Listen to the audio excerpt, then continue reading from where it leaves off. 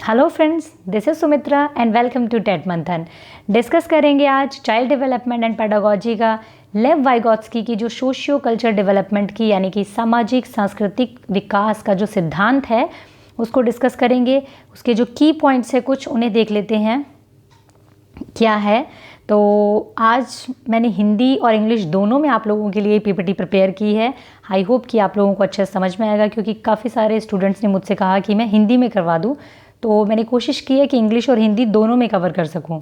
और यूट्यूब पे तो मुझे नहीं लगता आज तक किसी ने भी शायद हिंदी इंग्लिश दोनों में मतलब कंटेंट तैयार किया होगा, क्योंकि और अगर किसी ने किया है तो वाकई में मैं अप्रिशिएट करूँगी, क्योंकि बहुत मेहनत लगती है भाई, बहुत। तो स्टार्ट करते हैं चलो। अगर पसंद आए तो ज़रूर लाइक करना और अपने सभी फ्रेंड्स के साथ में शेयर भी करना, ताकि जो एक मेहनत आप लोगों के लिए की जा रही है वो ज़्यादा से ज़्यादा आप स्टूडेंट्स तक कम से कम पहुँचे, जिनको मिलनी चाहिए। ठीक है, तो स्टार्ट करते हैं। डिस्कस करेंगे आज हम लोग जैसे सोशल इंटरेक्शन के बारे में क्या बात करते हैं वाइगोत्स्की, लैंग्वेज के बारे में उनकी क्या विचारधारा है।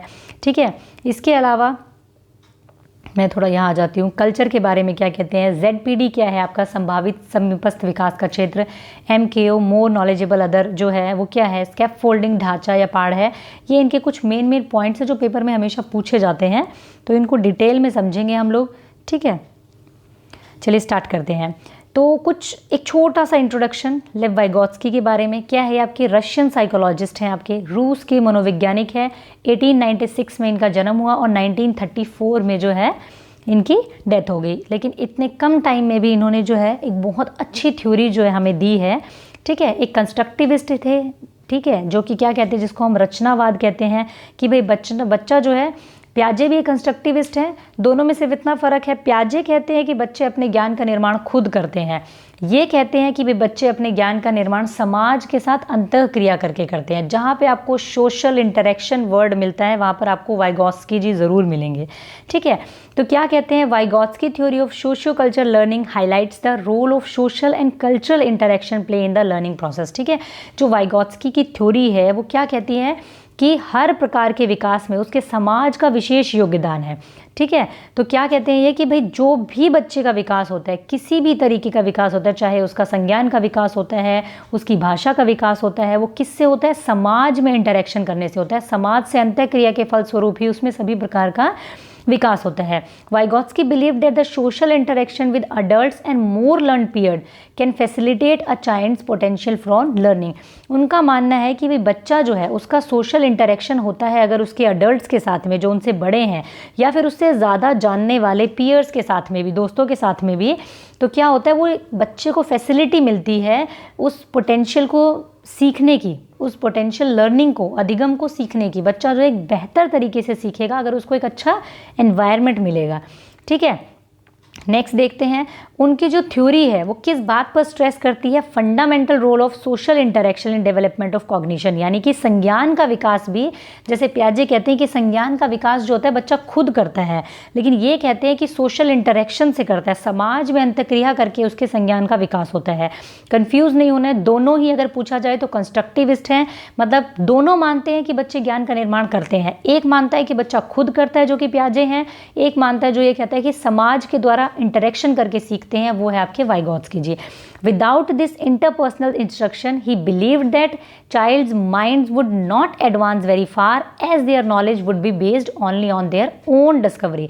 ये कहते हैं कि भाई इस इंटरपर्सनल इंस्ट्रक्शन के बिना, जो समाज के साथ उसका एक इंटरेक्शन होता है, जो इंस्ट्रक्शंस मिलते हैं, वो मानते हैं कि बच्चा जो है उतना एडवांस और उतना दूर तक नहीं जा सकता अपनी नॉलेज के बेसिस पर, जितना कि वो क्या कर सकता है, दूसरों से एक हेल्प लेकर के, एक मदद लेकर के, समाज के साथ इंटरेक्शन करके जा सकता है। उतना वो अपनी खुद की डिस्कवरी, खुद की खोज से वो नहीं जा सकता, उतना अकेले आगे नहीं बढ़ सकता, मतलब। ठीक है, वाइगोत्स्की कहते हैं कि सामाजिक अंतःक्रिया के बिना बच्चे का संज्ञानात्मक विकास उसकी खुद की खोज के सहारे उस सीमा तक विकसित नहीं हो सकता जिस सीमा तक होना चाहिए। ये आपका इसका हिंदी ट्रांसलेशन है।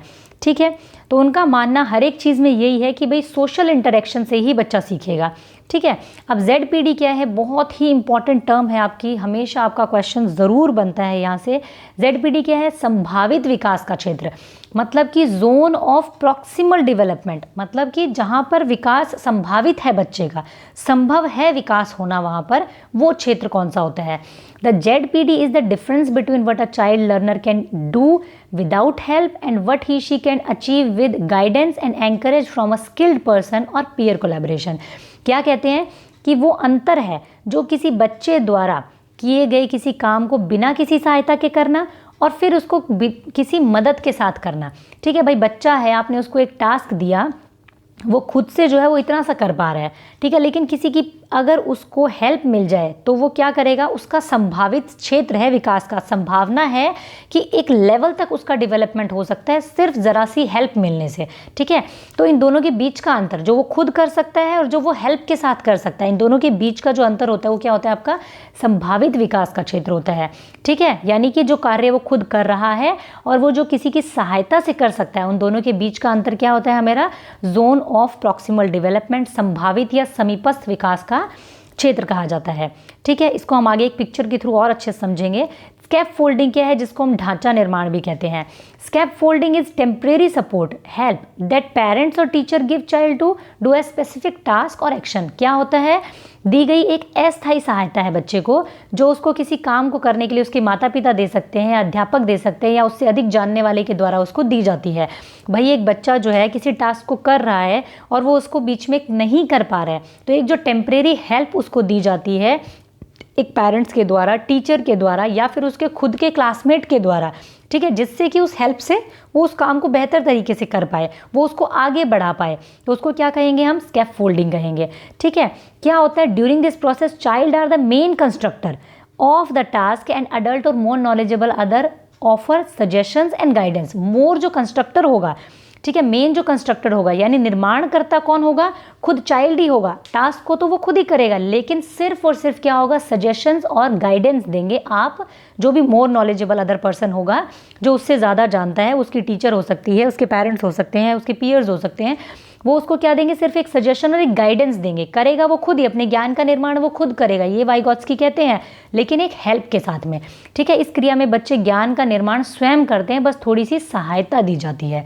ठीक है, इसका ये वाला आपका ट्रांसलेशन है। भाई स्कैप फोल्डिंग सिर्फ एक मदद है, वो भी एक टेम्परेरी हेल्प है, क्या है, अस्थाई सहयोग है, मतलब उम्र भर नहीं देंगे आप उसको।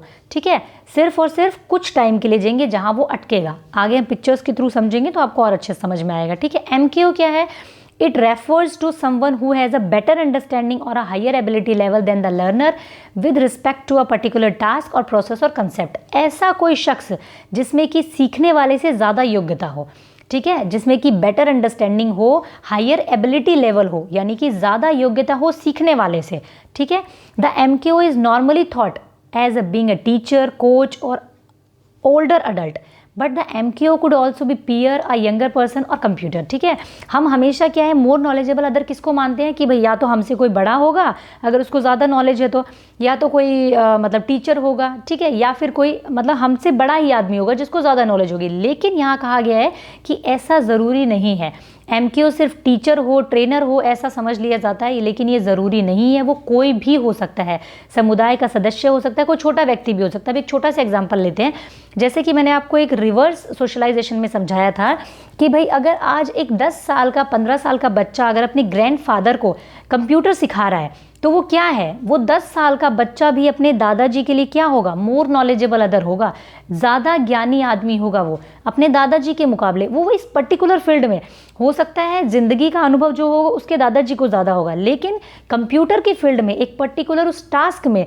वो अपने दादाजी से ज़्यादा नॉलेज रखता है, तो क्या होगा, वो MKO होगा। आजकल आप बच्चों को देख लीजिए, छोटे छोटे बच्चों को मोबाइल फ़ोन की इतनी नॉलेज है जितने की हमारे पेरेंट्स को नहीं है, तो वो अगर कोई एक्टिविटी अपने पेरेंट्स को फ़ोन में सिखा रहे हैं, अगर उनको गूगल चलाना सिखा रहे हैं, व्हाट्सअप चलाना सिखा रहे हैं, तो वो बच्चे क्या हैं, वो भी आपके MKO हैं। यहाँ पे एज मैटर नहीं करती है कि बड़ा ही होना चाहिए। ठीक है, तो MKO कोई भी हो सकता है, बस वो उस पर्टिकुलर फील्ड में आपसे ज़्यादा जानता हो, उस पर्टिकुलर टास्क में। ठीक है, तो ये देखते हैं, ZPD को थोड़ा समझते हैं। ये वो दायरा है जो बच्चा खुद कर सकता है। ठीक है, I can do this by my self, बच्चा खुद से इतना काम जो है अपनी एज के अकॉर्डिंग वो कर लेता है, ठीक है। चाहे जैसे कि एक 8 साल का बच्चा है तो आपने उसको ये वाली चीज़ दी है करने के लिए तो वो ईजिली कर लेगा बिना किसी की हेल्प के। लेकिन ये जो है आपका पिंक वाला, अब क्या है, ये भी वो कर सकता है, ठीक है। ये उसका जोन ऑफ प्रॉक्सिमल डेवलपमेंट है, यानी कि यहाँ तक उसका विकास जो है वो संभावित है, बिल्कुल संभव है, पॉसिबल है। सिर्फ इतनी सी शर्त है कि उसको किसी की ज़रा सी हेल्प मिल जाए, किसी मोर नॉलेजेबल अदर की, या फिर आपसे कोई बड़ा है उसकी हेल्प मिल जाए, ठीक है, जो आपसे ज़्यादा जानता है, तो वो क्या करेगा, इस लेवल को भी क्या करेगा, वो अचीव कर लेगा। लेकिन ये वाला जो चीज़ है यहाँ पर वो फ़िलहाल नहीं पहुँच सकता। ये वो एरिया है जहाँ पर I can do this even with help, ठीक है। ये वाला जो है वो कर सकता है, but I can't do this, क्या कह रहा है, ये मैं नहीं कर सकता, हेल्प के साथ भी नहीं कर सकता। एक छोटा सा बच्चा है, ठीक है, उसको आप कोई ऐसा टास्क दे दें, उसकी आप चाहे जितनी मर्जी मदद कर लीजिए, लेकिन फिलहाल वो उस कॉग्निटिवली मतलब संज्ञान के तौर पर इतना बड़ा नहीं है, इतनी विकास नहीं हुआ है उसको, तो वो नहीं कर सकता उस चीज़ को, ठीक है। तो ये वो क्षेत्र है जो वो कर ही नहीं सकता। ये वो क्षेत्र पिंक वाला जो कि वो किसी की हेल्प से कर सकता है, यानी कि ZPD, और ये वो क्षेत्र है जो वो अपने आप कर सकता है, ठीक है। नेक्स्ट देखते हैं आपका स्कैप फोल्डिंग क्या होता है। स्कैप फोल्डिंग जो एक बच्चे को एक टेम्परेरी हेल्प दी जाती है। जैसे कि आपने भी साइकिल चलाना सीखा होगा, तो किसी ने भी जब आपकी पीछे से ऐसे वो साइकिल को पकड़ के और पीछे पीछे भागते हैं ना, चाहे आपके कोई भाई हो, फादर हो, ठीक है, वो कब तक आपको हेल्प देते हैं, ऐसा तो नहीं ना ज़िंदगी भर देते हैं, वो एक टेम्परेरी हेल्प है। जब तक आप चलाना नहीं सीख जाते तब तक पकड़ा जाएगा पीछे से वो हैंडल जो है, ठीक है। जैसे आप चलाना सीखेंगे तो वो धीरे धीरे करके छोड़ देंगे आपको चलाने के लिए। ऐसे ही जब एक छोटा बच्चा चलना सीखता है तो उसकी उंगली पकड़ के उसको धीरे धीरे चलाना सिखाते हैं। जब तक वो खुद चलता है, जैसे उसको सहारे की ज़रूरत होती है फिर से उसको क्या है, उंगली हम लोग दे देते हैं कि चलो भाई गिर ना जाइए। तो क्या होगा, जब तक वो चलना नहीं सीख जाता तब तक उसको एक टेम्परेरी हेल्प दी जाती है। ऐसे ही आपको, जैसे बच्चा लिखना सीखता है तो उसको ऐसे ऐसे डॉट डॉट बना करके टीचर जो है वो देता है। ये क्या है, स्कैप फोल्डिंग है एक तरीके से, क्योंकि जब तक बच्चा इसको खुद से फॉर्म करना नहीं सीख जाता, सिर्फ तब तक आपको ट्रेस करके दिया जाता है। कि आज कोई आपको ट्रेस करके देता है, ट्रेस करने के लिए देता है, नहीं देता है, क्योंकि आज आप सीख चुके हो। तो क्या है, ये एक टेम्परेरी हेल्प है जो कि आपकी एजुकेशन में टीचर जो है वो देता है आपको, तो उसको क्या कहेंगे हम, स्कैप फोल्डिंग कहेंगे। स्कैप फोल्डिंग में एक और चीज़ को समझेंगे, क्या था वो, रह गया वो, हाँ ये देखिए। अब इसमें एक और इम्पॉर्टेंट बात थी कि during this process children are the main constructed, ये हो गया। ये क्या कहा है, Vygotsky scaffolding is only effective if you know how to properly implement it, otherwise it can actually hinder our students learning. अब यहाँ एज ए टीचर आपको ये भी ध्यान रखना है कि उसको इफेक्टिवली आपको कैसे यूज़ करना है, प्रॉपरली इम्प्लीमेंट कैसे करना है। भाई बच्चे को आपको ज़रा सा हिंट ही देना है कहीं पे, उसको आदत नहीं डालनी है आपको कि आपके बताए बिना वो एक कदम भी ना उठा सके। तो स्कैप फोल्डिंग भी एज ए टीचर आपको कहाँ देनी है, उसको इम्प्लीमेंट कहाँ करना है, ये भी आपको पता होना चाहिए, ठीक है। तो ये आपका क्लासरूम में आपको काम आता है, ठीक है। उसके बाद आता है वाइगोत्स्की लैंग्वेज के बारे में, क्या कहते हैं, भाषा के बारे में उनके जो है क्या विचार है। According to Vygotsky, language develop from social interaction for communication process. Vygotsky सब चीज़ के बारे में, चाहे वो लैंग्वेज हो, चाहे वो कॉग्निटिव डेवलपमेंट हो, वो कहते हैं भाई सब कुछ आपका समाज से मिलता है आपको। बच्चा जब तक समाज के साथ में इंटरेक्शन नहीं करेगा तब तक वो लैंग्वेज को नहीं सीखेगा। कहीं ना कहीं चीज़ें सच भी है, जब तक बच्चा, अब हम एक्विजिशन जिसको पढ़ते हैं कि बच्चा जो है लैंग्वेज को ग्रहण करता है, तो कैसे करता है, अपने समाज में तो करता है ना, पहले अपने पेरेंट्स से ग्रहण करता है, फिर बाहर जाता है, स्कूल से उसको एक्वायर करता है। तो ये उनका कहना है कि भाई सब चीज़ें वो सोशल इंटरेक्शन से करता है। Vygotsky viewed language as a means very important tool for communicating with the outside world. वो कहते हैं कि भाई वाइगोत्स्की मानते हैं भाषा मनुष्य का बहुत महत्वपूर्ण औजार है, जिससे कि वो संसार से क्या करते हैं, कम्युनिकेशन करते हैं। एक बहुत बड़ा टूल है लैंग्वेज आपका। अब आप कहीं दूसरी जगह में जाकर के रहने लग जाएं और आपको वहाँ की भाषा नहीं आती हो, कैसे इंटरेक्शन करेंगे, सोच करके देखिए आप, ठीक है। मतलब आपके आसपास में जितने भी आदमी हैं, आप उनकी भाषा नहीं जानते तो कैसे आप सोशली इंटरेक्ट करेंगे, उनके साथ में कैसे कम्युनिकेट करेंगे आप, ठीक है। तो लैंग्वेज क्या है, एक बहुत बड़ा टूल है आपका, जिससे आप बहुत कुछ सीखते हैं, ठीक है। अब लैंग्वेज और थॉट के बारे में उन्होंने क्या कहा है कि language and thoughts are initially separate system from the beginning of the life merging at around 3 year of age. उन्होंने कहा है कि लैंग्वेज और थॉट जो है, जैसे प्याजे कहते हैं भाषा और विचार के बारे में, उनके अलग मतलब पर्सपेक्टिव है प्याजे के। ये कहते हैं कि लैंग्वेज और थॉट जो है, भाषा और विचार जो हैं, शुरुआती जो साल होते हैं आपके, स्टार्टिंग की जो एज होती है आपकी, उस तक 3 ईयर्स तक क्या करते हैं, वो बिल्कुल अलग अलग चलते हैं। विचार आपके बिल्कुल अलग है, भाषा आपकी बिल्कुल अलग रहेगी। ये नहीं कि जो आपके माइंड में आ रहा है बच्चा सोच समझ के उसी विचारों के साथ में भाषा प्रयोग करेगा, बिल्कुल नहीं। विचार आपके कुछ अलग चल रहे हैं, भाषा आपकी जो है अलग चल रही है। लेकिन आफ्टर 3 ईयर्स, 3 साल के बाद में वो दोनों मर्ज हो जाते हैं, एक दूसरे पर डिपेंडेंट हो जाते हैं कि आपके माइंड में जो विचार होगा उसी को आप सोच समझ करके लैंग्वेज में उसको क्या करेंगे, कन्वर्ट करेंगे। उससे पहले तक क्या होगा, बच्चे के विचार अलग चलेंगे, भाषा अलग चलेगी। ठीक है, नेक्स्ट देखते हैं।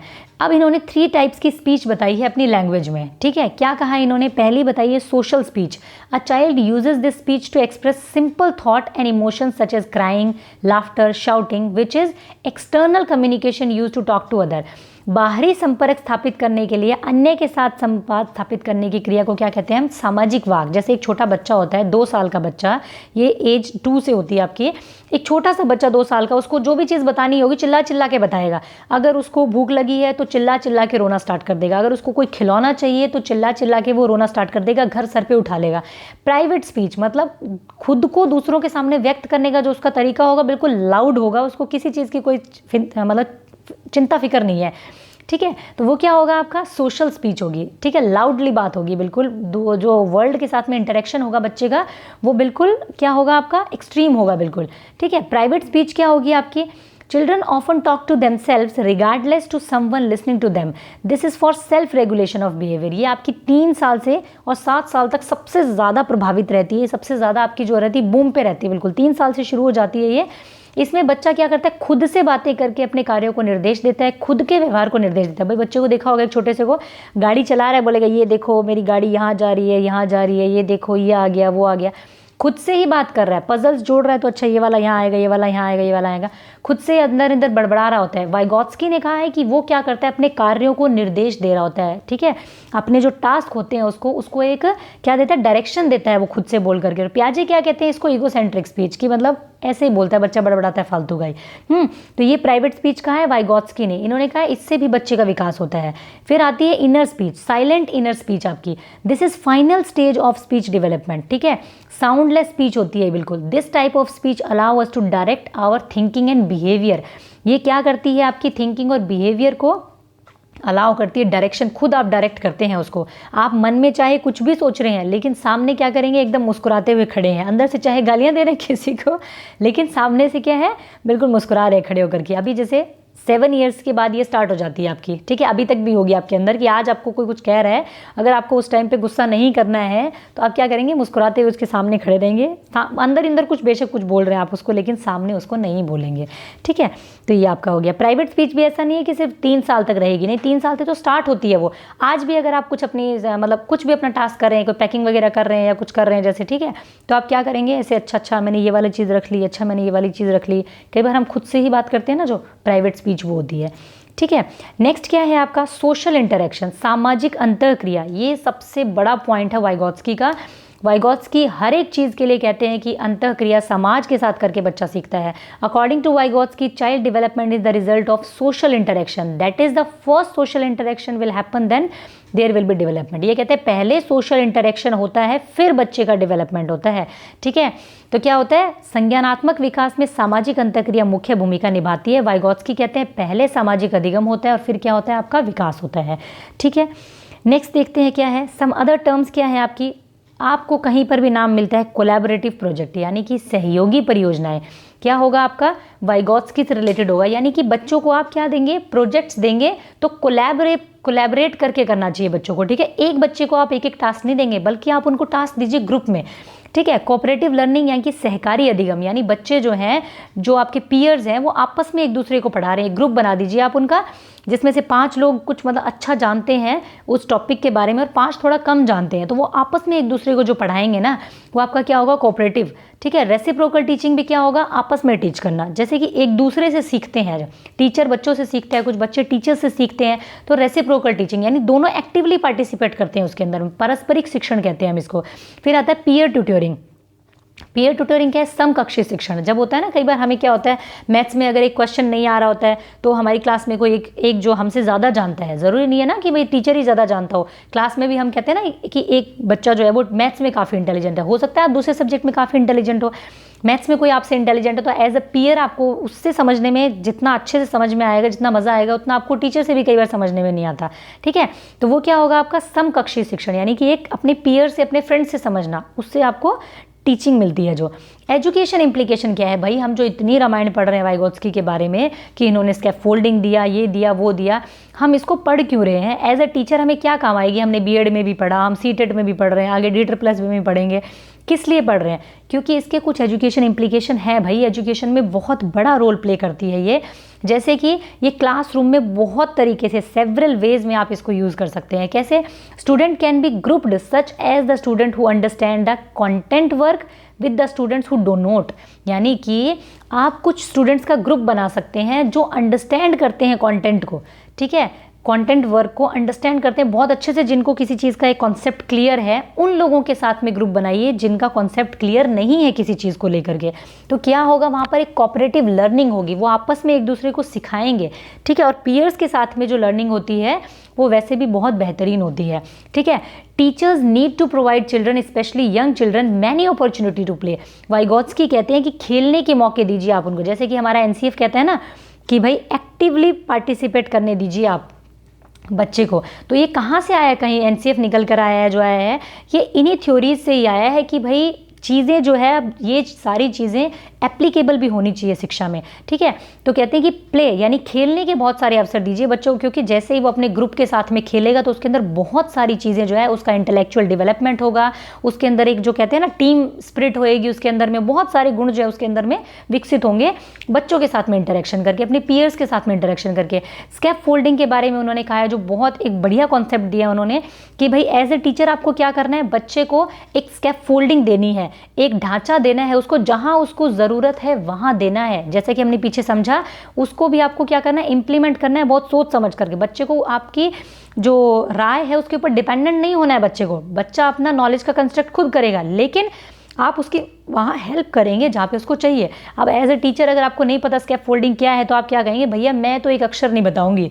ठीक है, फेल होना है हो जाओ, समझ में आता है आए, ना आए तो ना आए, मैं तो एक अक्षर भी नहीं बताऊंगी। ठीक है, ऐसे टीचर्स मिले भी होंगे आपको, और ऐसे भी मिले होंगे जो क्या करेंगे, जैसे हम लोग कई बार क्वेश्चन आंसर हमसे कोई टीचर सुन रहा है, कई बार बच्चा अटक गया, आपने उसको एक वर्ड बता दिया कि इसके बाद बेटा ये बोलो, नेक्स्ट आपने एक वर्ड बताया और उसने आगे का सारा आंसर आपको सुना दिया आराम से। ठीक है, तो क्या है, स्कैफोल्डिंग है।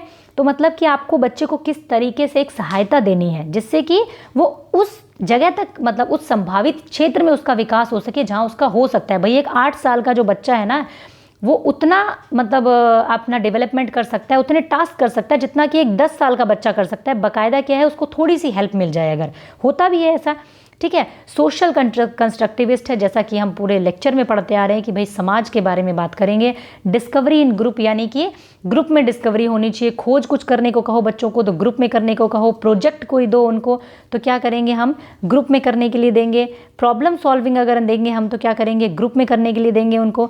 टीचर क्या होगा, एज ए फैसिलिटेटर होगा। सिर्फ ये नहीं है कि आप उनके ऊपर राजा बने बैठे हो, नहीं, आप सिर्फ फैसिलिटेटर हो। जहां आपको बच्चे को सहायता की ज़रूरत है आप उन्हें वहां सहायता दोगे, बाकी उनको खुद करने दोगे। पीयर ट्यूटोरिंग क्या है, यानी कि बच्चे को आप क्या है अपने साथियों के साथ सीखने दीजिए, उससे वो बहुत बेहतरीन तरीके से सीखेगा, उससे ज़्यादा बेहतर तरीका हो नहीं सकता सिखाने का। तो फ्रेंड्स, ये थी मेरी छोटी सी कोशिश कि आपको वाइगोत्स्की का जो कंसेप्ट है वो समझ में आ सके। आई होप कि समझ में आया होगा। मैंने पूरी कोशिश की है कि हिंदी मीडियम या इंग्लिश मीडियम के जो भी लर्नर हो उनको अच्छे से समझ में आए। और अब मैं कह सकती हूँ कि आप ज़रूर इसे लाइक करें अगर आपको पसंद आया हो, और अपने सभी फ्रेंड्स के साथ में शेयर भी करें जिनके लिए ये वीडियो यूज़फुल है। एंड बस, थैंक यू।